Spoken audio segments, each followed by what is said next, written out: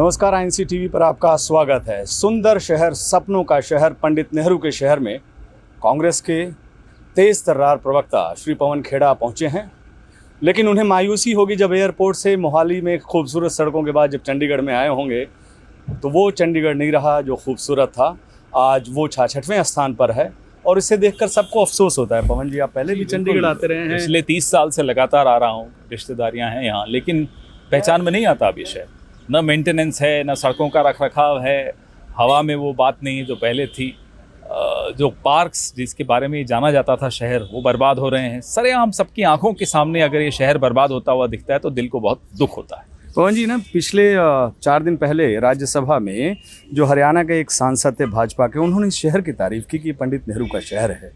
लेकिन जो केंद्र की सरकार है, अभी हम देखते हैं कि पंडित नेहरू को हमेशा कहीं न कहीं वो आरोप और उसमें रखे रहते हैं। ये पंडित नेहरू का शहर जो राज्यसभा में उन्होंने, बीजेपी के सांसद ने कहा कि ये 200 साल के शहर है और ऐसे शहर 200 साल आगे तक बनने चाहिए। ऐसे एग्जाम्पल भी देते रहे हैं। उन्होंने सही कहा, शहर में कोई कमी नहीं है, ना शहर के लोगों में कोई कमी है। कमी है तो प्रशासन में की नीयत में कमी है।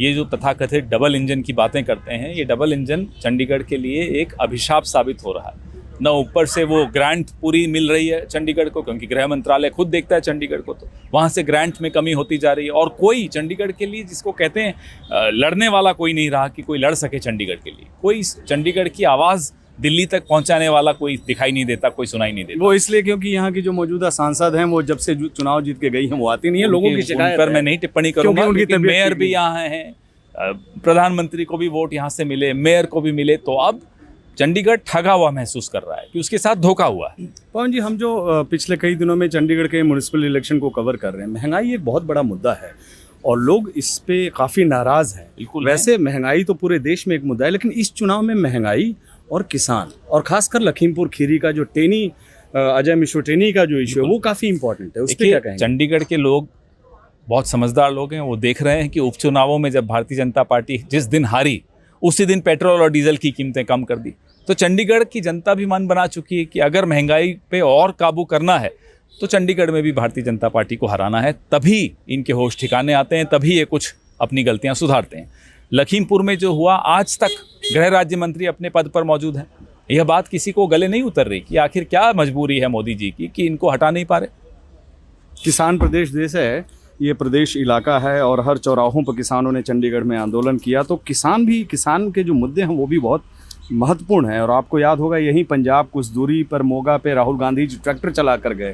तो आपको क्या लगता है कि इसका कितना असर जो होगा है वो जो मतदाता है उस पर पड़ेगा? चंडीगढ़ के लोगों ने किसान आंदोलन में भरपूर समर्थन दिया किसानों का। जब आंदोलन समाप्त हुआ, किसानों की जीत हुई, तब उनका स्वागत बड़ा दिल से किया, गर्मजोशी से किया।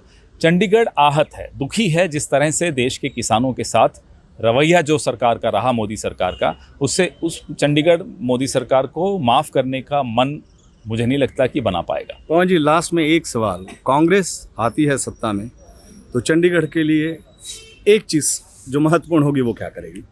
फिर से चंडीगढ़ को नंबर 1 बनाना है। बहुत बहुत शुक्रिया आपको। तो मुद्दा जो है वो 66 पोजीशन पर जो चंडीगढ़ पहुंचा हुआ है वो चंडीगढ़ के नगर निगम चुनाव में बहुत ज़्यादा है। आप देखते रहिए आईएनसी टीवी, जगह जगह आपको नगर निगम के चुनाव में ले चलेंगे। नमस्कार।